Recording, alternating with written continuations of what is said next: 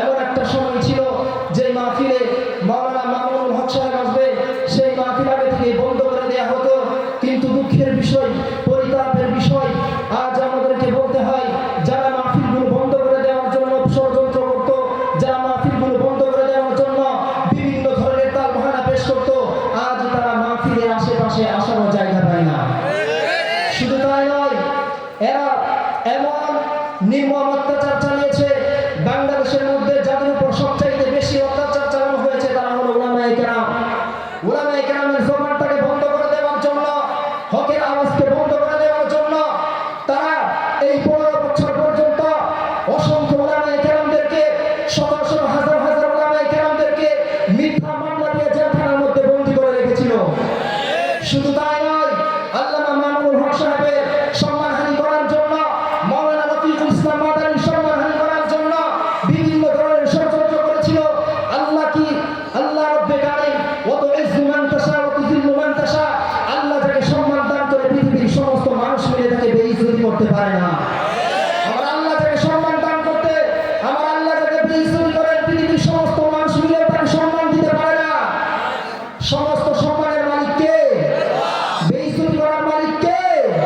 যারা উলামায়ে কেরামদেরকে বেইজ্জতি করতে চেয়েছিল, আজ বলতে হয় তারা দেশ থেকে পালিয়ে যাওয়ার সময় 1 মিনিট পর্যন্ত জনগণের উদ্দেশ্যে ভাষণ দেওয়ার চান্স পায়নি। যারা উলামায়ে কেরামের হকের আওয়াজকে বন্ধ করে দেওয়ার ষড়যন্ত্র চালিয়েছিল, মাওলানা মামুনুল হকের আওয়াজকে বন্ধ করার তারা চালিয়েছিল, রফিকুল ইসলাম মাদানীর আওয়াজকে বন্ধ করার ষড়যন্ত্র করেছিল, আজ তারা বাংলাদেশ থেকে পালিয়ে যাওয়ার সময় জাতির উদ্দেশ্যে 5 মিনিটের একটা বক্তৃতা দিবে, সেই বক্তৃতা দেওয়ার সুযোগ হয় না।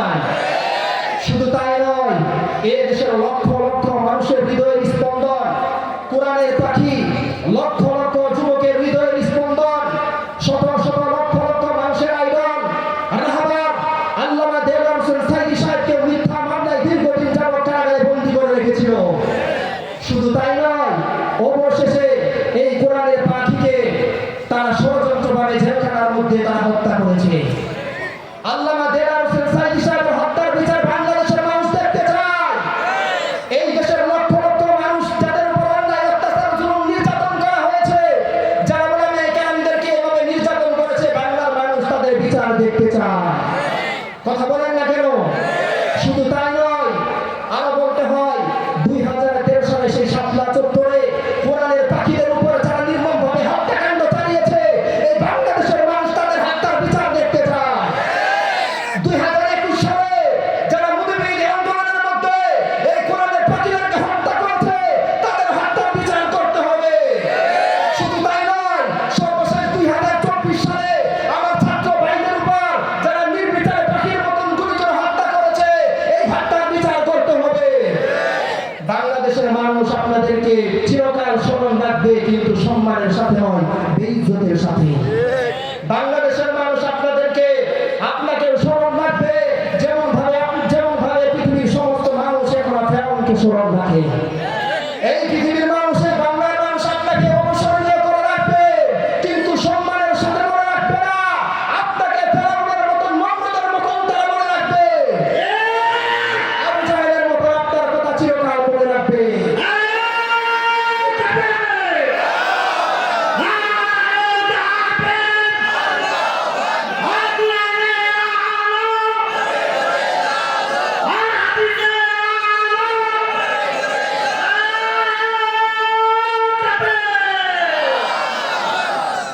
এই জন্য মহান রব্বে কারীমের শুকর আদায় করি যে এই মাহফিলগুলো সুন্দরভাবে করার মতন আল্লাহ তৌফিক দান করেছেন। আজ আমাদের কুলিয়া বাইতুল নূর জামে মসজিদে এক ব্যক্তি দাঁড়িয়ে সুন্দর একটা বক্তৃতা দিয়েছিল, মনে আছে? আমাদের সকলের সুপরিচিত জনাব মেহেদী হাসান মেহের সাহেব। উনি বলেছিলেন যেমন একটা সময় ছিল মাহফিলগুলো বন্ধ করার ষড়যন্ত্র করেছিল, কিন্তু আলহামদুলিল্লাহ এখন আমরা মুক্তভাবে কথা বলতে পারি। উলামায়ে কেরাম এখন মুক্তভাবে কথা বলতে পারে। আশা করি ভবিষ্যতেও যারা এই সমস্ত কর্মকাণ্ড করবে তারা আগে থেকে এগুলো থেকে শিক্ষা গ্রহণ করবে। তা না হলে এখন বর্তমানে তাদের অবস্থা যেমন হয়েছিল তার চাইতে ভয়াবহ অবস্থা এই জাতি করে ছাড়বে। মুহতারাম হাজিরিন, আমার আলোচনার মূল বিষয় হলো জনাব মুহাম্মদ রাসূলুল্লাহ সাল্লাল্লাহু আলাইহি ওয়াসাল্লামের প্রতি ভালোবাসা। আমি আপনাদের সামনে একটা আয়াত তেলাওয়াত করেছি। মহান রব্বে কারীম পবিত্র কালামুল্লাহ শরীফের মধ্যে বলেন, কুল, হে নবী আপনি বলে দিন, ইন কুনতুম তুহিব্বুনাল্লাহ, যদি তোমরা আল্লাহ তাআলাকে ভালোবেসে থাকো, ফাত্তাবিউনি, তাহলে তোমরা আমি নবীকে অনুসরণ করো, ইউহিব্বুকুমুল্লাহ, আমার আল্লাহ তোমাদেরকেও ভালোবাসবেন। সুবহানাল্লাহি ওয়া বিহামদিহি। আর কি, ওয়াগফির লাকুম যুনুবাকুম, আল্লাহ তোমাদের সমস্ত গুনাহগুলো ক্ষমা করে দিবেন। এই জন্য মুহতারাম হাজিরিন, আমরা ভালোবাসবো কাকে? আওয়াজ দিয়ে বলুন কাকে? আল্লাহ। আর অনুসরণ করবো কাকে? জনাবে মুহাম্মদ রাসূলুল্লাহ সাল্লাল্লাহু আলাইহি ওয়াসাল্লামকে। জনাবে মুহাম্মদ রাসূলুল্লাহ সাল্লাল্লাহু আলাইহি ওয়াসাল্লাম বলেন, আলাইকুম বিসুন্নতি ওয়া সুন্নাতিল খুলাফায়ে রাশিদিন আল মাহদিয়্যিন, তোমরা আমার হেদায়েতপ্রাপ্ত সাহাবায়ে কেরাম খুলাফায়ে রাশিদিনের সুন্নতকে আঁকড়ে ধরো। আল্লাহ রাসূল সাল্লাল্লাহু আলাইহি ওয়াসাল্লাম তিনি বলেছেন সাহাবায়ে কেরামের অনুসরণ করতে। আল্লাহ বলেছেন, কুল আতিউল্লাহ ওয়া আতিউর রাসূল, তোমরা আল্লাহ এবং তার রাসূলকে অনুসরণ করো। জনাবে মুহাম্মদ রাসূলুল্লাহ সাল্লাল্লাহু আলাইহি ওয়াসাল্লামকে ভালোবাসতে পেরেছেন সাহাবায়ে কেরাম পরিপূর্ণভাবে, পুঙ্খানুপুঙ্খভাবে 100 দ্বারা ভালোবেসেছেন, অনুসরণ করেছেন। জনাবে মুহাম্মদ রাসূলুল্লাহ সাল্লাল্লাহু আলাইহি ওয়াসাল্লামকে অনুসরণ করেছেন হযরত আবু বকর। জনাবে মুহাম্মদ রাসূলুল্লাহ সাল্লাল্লাহু আলাইহি ওয়াসাল্লামকে অনুসরণ করেছেন উমর, উসমান, আলী। ওই নিকৃষ্ট যুগের মানুষগুলো জনাবে মুহাম্মদ রাসূলুল্লাহ সাল্লাল্লাহু আলাইহি ওয়াসাল্লামের পদাঙ্ক অনুসরণ করার কারণে ওই নিকৃষ্ট মানুষগুলো সর্বোত্তম মানুষে পরিণত হয়েছিল। বর্তমান জামানাতেও যদি কোনো ব্যক্তি যদি নবীর আদর্শে আদর্শবান হতে পারে, ওই ব্যক্তিও সারা দুনিয়ায় চমকে যাবে। নবী করিম সাল্লাল্লাহু আলাইহি ওয়াসাল্লামের আদর্শ ছাড়া কোনো ব্যক্তি সভ্য মানুষ হতে পারবে না। নবীর আদর্শ ছাড়া কোনো সমাজ সভ্য সমাজ হতে পারবে না। নবীর আদর্শ ছাড়া কোনো রাষ্ট্র একটা সভ্য রাষ্ট্র হতে পারবে না। সংক্ষিপ্তভাবে যদি বলতে হয়, ব্যক্তিগত জীবন থেকে নিয়ে রাষ্ট্রীয় জীবন পর্যন্ত প্রত্যেকটা দিকে একযোগে অনুসরণ করতে হবে। আওয়াজ দিয়ে বলুন কে? শুধুমাত্র ব্যক্তিগত জীবন নয়, রাষ্ট্রীয় জীবন পর্যন্ত নবী করিম সাল্লাল্লাহু আলাইহি ওয়াসাল্লামের আদর্শ ছাড়া বিকল্প কোনো রাস্তা নেই। আজ অটো দিয়ে আসার সময় এক ব্যক্তি বলতেছিল, মাওলানা রফিকুল ইসলাম মাদানী সাহেব আসবে, জেলখানার কাহিনী শোনাবে, বক্তৃতা শোনাবে। আরেক ব্যক্তি বলছে উনি এসে কোরআন হাদিসের বয়ান করবে, কেন ওনার ঘটনা বলবে, কেন রাজনীতির কথা বলবে। আমি বলতে চাই, আপনারাই বলুন তো দেখি, এই কোরআন হাদিসের কথার মধ্যে কি রাজনীতির কথা নাই?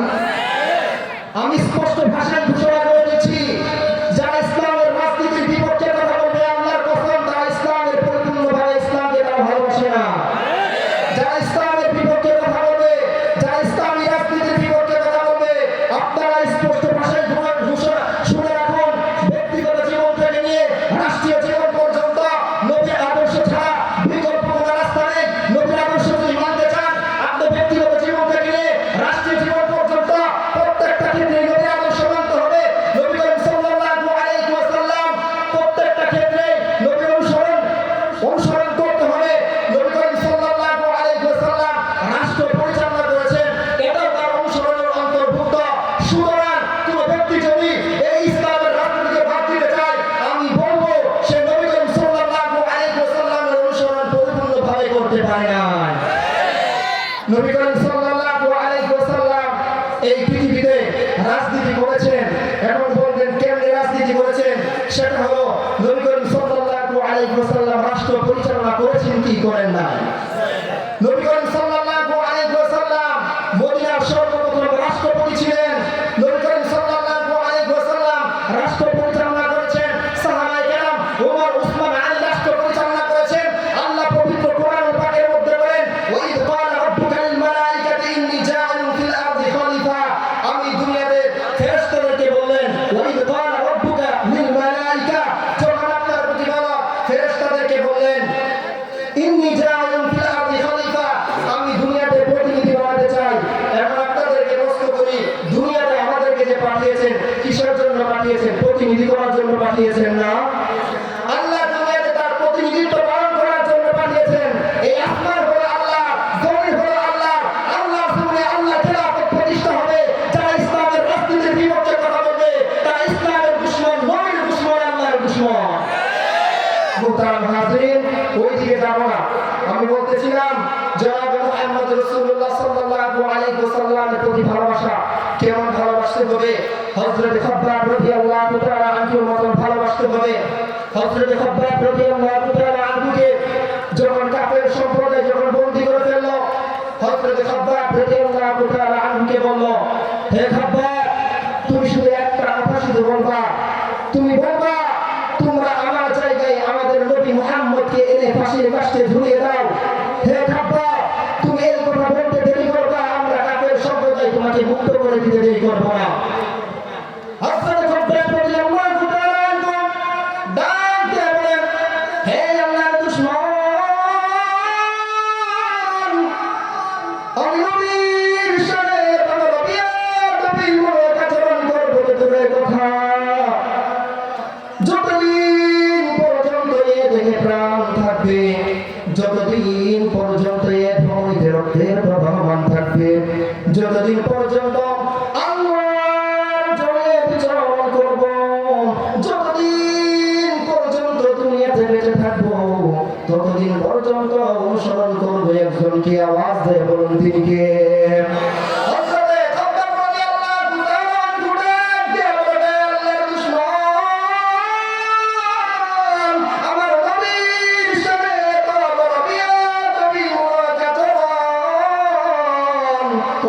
দূরের কথা আমার নবীর পায়ে একটা কাঁটা বিদ্ধ হবে আমি খাব্বাব এইটাও বরদাস্ত করতে পারবো না ইমানদার মুমিন মুসলমান হযরত খাব্বাব রাদিয়াল্লাহু তাআলা আনহু সমস্ত পৃথিবীর মানুষগুলোকে জানিয়ে দিলেন হে দুনিয়ার মানুষ তোমরা কান খুলে শুনে রাখো নবীর ইজ্জতের হেফাজতের জন্য নবীর সম্মানের হেফাজত করার জন্য যদি নিজের জীবন কুরবান করতে হয় যদি নিজের জীবনটাও দিয়ে দিতে হয় যদি নিজের বুকের তাজা রক্ত পরিমাণ ঢেলে দিতে হয় নিজের জীবন দিতে রাজি আছি আল্লাহর কসম কোনোদিনও নবীর বেয়াদবি বরদাস্ত করা যাবে না ঠিক না শুধু তাই নয় আমরা এই মাহফিল থেকে ঘোষণা করে দিতে চাই মাওলানা রফিকুল ইসলাম মাদানীর মাহফিল থেকে ঘোষণা করে দিতে চাই আমার নবীর ইজ্জত হলো আমার ইজ্জতের চাইতে বেশি দামি আমার নবীর ইজ্জত আমার পিতামাতার ইজ্জতের চাইতে বেশি দামি আমার নবীর ইজ্জত পৃথিবীর সমস্ত মানুষের ইজ্জতের চাইতে বেশি দামি যদি কোনো ব্যক্তি যদি আমাকে গালি দেয় আমি সহ্য করব যদি কোনো ব্যক্তি যদি আমার পিতামাতাকে গালি দেয় সহ্য করব যদি কোনো কোরআনদার সন্তান পৃথিবীর সমস্ত মানুষকে গালি দেয় সহ্য করব আল্লাহর কসম ওয়াল্লাহি বিল্লাহি তাআলাহি ওয়া রাব্বিল কাবা আমার নবীর সামান্য থেকে সামান্য পরিমাণ আচরণ বরদাস্ত করতে পারবো না নবী করিম সাল্লাল্লাহু আলাইহি ওয়াসাল্লাম বলেন লা ইউমিনু আহাদুকুম হাত্তা আকুনা হাব্বা ইলাইহি মিন ওয়ালিদিহি ওয়া ওয়ালাদিহি ওয়ান নাসি আজমাইন তোমাদের মধ্যে কেউ ততক্ষণ পর্যন্ত মুমিন হতে পারবে না যতক্ষণ পর্যন্ত সে আমাকে তার পিতামাতা থেকে তার সন্তান থেকে এবং পৃথিবীর সমস্ত মানুষ থেকে আমি রাসূলকে বেশি ভালো না বাসবে ততক্ষণ পর্যন্ত সে পরিপূর্ণ মুমিন হতে পারবে না আমরা স্পষ্ট ভাষায় ঘোষণা করে দিচ্ছি নবী করিম সাল্লাল্লাহু আলাইহি ওয়াসাল্লামের ইজ্জতের খাতিরে যদি নিজের মাকে যদি সন্তান হারা করতে হয় নিজের স্ত্রীকে যদি বিধবা করতে হয় নিজের সন্তানকে যদি পিতৃহারা করতে হয় তা করতে রাজি আছি আল্লাহর কসম খেয়ে বলতে পারি কোনো কিছুর বিনিময়ে আমার নবীর ইজ্জতের উপর আক্রমণ করবে এইরকম কোনো কথা কাজ আমরা কোনোদিনও বরদাস্ত করতে পারবো না শুধু তাই নয় এটা 95% মুসলমানের দেশ এই 95% মুসলমানের দেশে যদি কোনো কোরআনের সন্তান যদি আমার নবীর ইজ্জতকে নিয়ে যদি তারা হাসনা করার দুঃসাহস দেখায় আমার নবীকে যদি কটূক্তি করার দুঃসাহস দেখায় বাংলাদেশের সংবিধানের সর্বোচ্চ আইন ওই সমস্ত কোরআনকারদের জন্য ফাঁসি নির্ধারণ করতে হবে এটা শুধু আমাদের একার বক্তব্য নয় বরং বাংলাদেশের 95% মুসলমানের অন্তরের দাবি এটা শুধু আমাদের একার বক্তব্য নয় সারা বিশ্বের 200 কোটি মুসলমানের প্রাণের দাবি এই আইন বাস্তবায়ন করতে হবে আল্লাহ তাআলা আজ এই সমস্ত কথাগুলো বললাম এই সমস্ত কথাগুলোর উপর পরিপূর্ণভাবে আমল করার তৌফিক দান করুক এবং প্রিয় যুবক ভাইরা আপনারা সকলে তৈরি থাকেন এমন একটা সময় ছিল উলামায়ে কেরামদেরকে যখন জেলখানার মধ্যে বন্দী করে রেখেছিল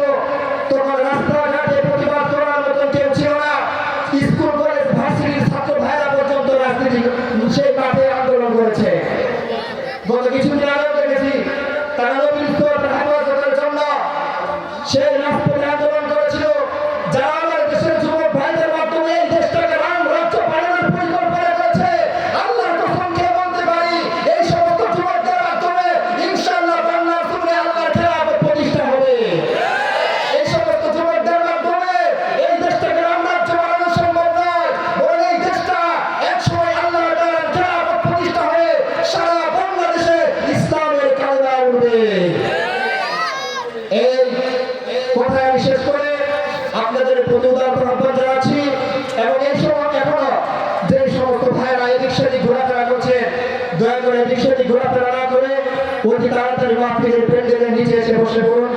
আরেকটা সুসংবাদ, সেটা হলো আমাদের আজকের মাহফিলের দ্বিতীয় বক্তা সাহেব উনি এসে পড়েছেন, ওনার সাথে আমি মুসাফা করেছি। আশা করি অতি তাড়াতাড়ি আমাদের মাহফিলের আজ প্রধান বক্তা নির্যাতিত আলমদিন হযরত মাওলানা রফিকুল ইসলাম আলাইহি সাহেব এসে পড়বেন। আপনারা এখন যারা উদাসীনতা করছেন, অলসতা করছেন, আর অলসতা না করে নিজের মূল্যবান সময়টুকু নষ্ট না করে অতি তাড়াতাড়ি মাহফিলের প্যান্ডেলের নিচে এসে বসে পড়ুন। আল্লাহ আমাদের সবাইকে এই কথাগুলোর উপর পরিপূর্ণ